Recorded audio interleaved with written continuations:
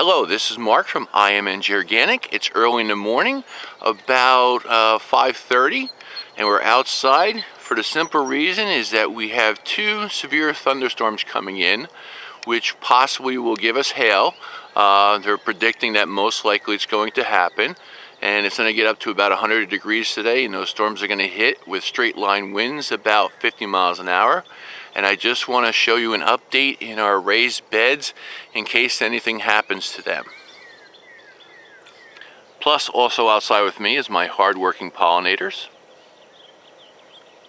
Good to always see them. Even the deer are out early this morning with me, right along with the fence. It's about like maybe, I'd say, 50 feet away, just wondering what I'm doing. Here's a nice overview of our round raised bed, and to our left and to our right of our 3 sunflower stalks, we have our tomato plants. They're nice and green and healthy. I'm going to say they're about 2 feet tall. Again, they're only 26 days old. We do have a few tomatoes on them already. We'll get a closer look. But I also want to remind you, we planted the tomatoes on June 11th. And prior to that, on April 16th is when we planted the strawberries and the clover and the sunflower seeds. So it's only been less than 3 months that 3 months ago, this bed wasn't here. And so what I'm trying to do is recreate how soil is influenced by plants and putting carbon back in the ground, working with the mycorrhizal fungi, and helping each other out in just plain leaf mold. And there's about half amount of leaf mold, and there's another half of just pure solid clay that I broke up and put in there. And this is the way it should work in nature. There's no fertilizer in there of any kind, no horse manure, no chick manure, no rabbit manure, no amendments of any kind whatsoever. This is how it all regenerates itself, but you have to have the right components. The wood chips are doing an excellent job by supplying fungus to the soil, which it needs, and it wants to keep that in balance with the bacteria. Now, all the time that these plants are working out here and gathering sun, they're pumping down carbon, liquid carbon in the ground, and feeding the soil biology, the soil food web, and they're all working together to keep everybody healthy. So here's another better close-up of the tomatoes that are growing. Now you can see here, again, it's only been 26 days since we planted the plants.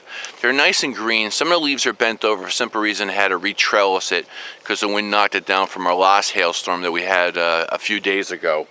And that came in with a fierce strong winds behind it also too. And you can see our strawberry plants are doing very nicely too on the bottom, around the outside edge. And the clover is looking healthy. It will die off from time to time because it gets too hot. Clover is not a warm-loving type of cover crop by any means, but it does a nice covering to keep the soil cooler than normal. I just took a step on the other side to show you a different angle of the bed, the round raised bed, and you can see that the tomato plants here on your right hand side, or one right in front of you, is again nice dark green foliage.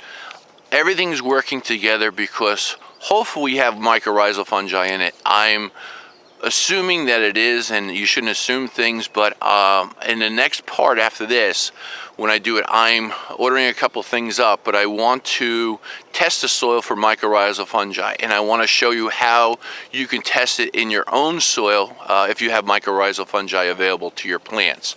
So please watch the next part. We're going to do a small, simple test. It's not costly by any means. It doesn't cost a lot of money to do. I think it might cost maybe like $1 or $2 to buy the product. And you can also see here I put a pepper plant in.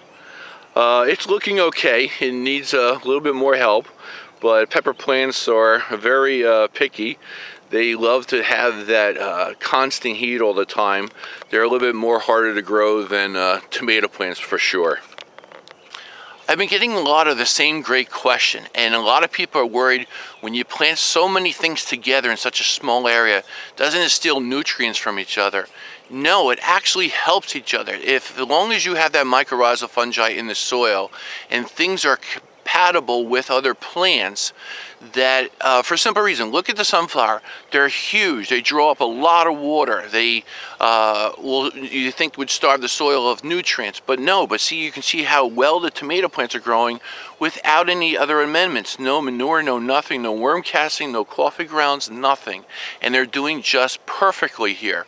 And so is the clover and the pepper plant, 50-50 so far. Hopefully we'll turn around. But again, this bed wasn't here 2 months ago.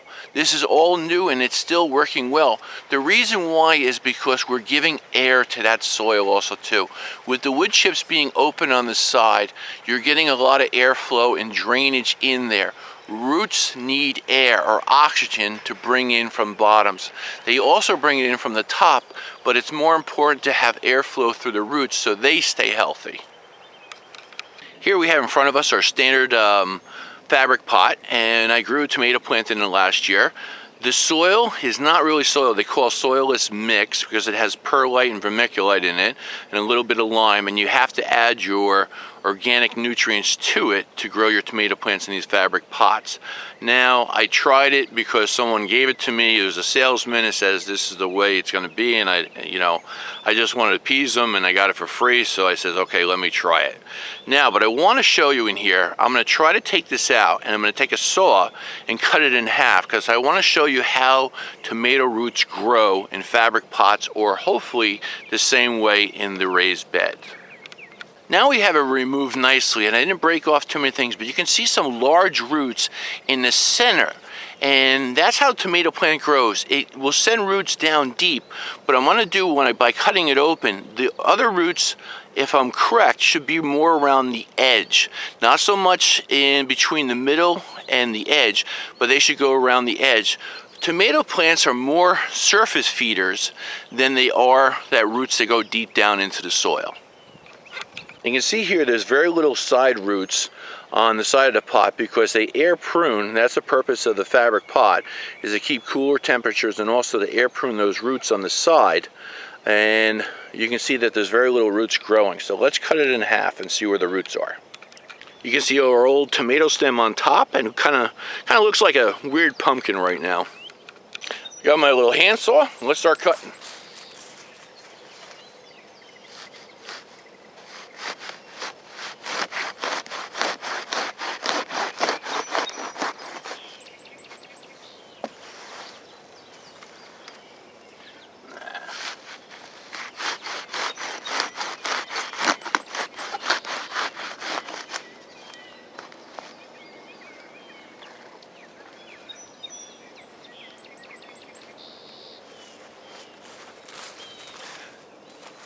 Now again, this is a year old, and you can see here that there's a lot of fibrous roots that have dried up. Let me see if I can get a closer view here. Also too, this pot is about 8 months old since it had something growing in it, so a lot of the roots have decayed. But you can see here, mostly on the top surface here, where you have a lot of the small roots. In here, there's not as much, because the roots will always grow around the top and the sides. You have some of your main roots for strength that grow down the middle, like this one here. But most of your roots on your tomato plants grow around here, and very little spread out from this area. They just go down, hold on, and then they, again, just come around this area of the surface there.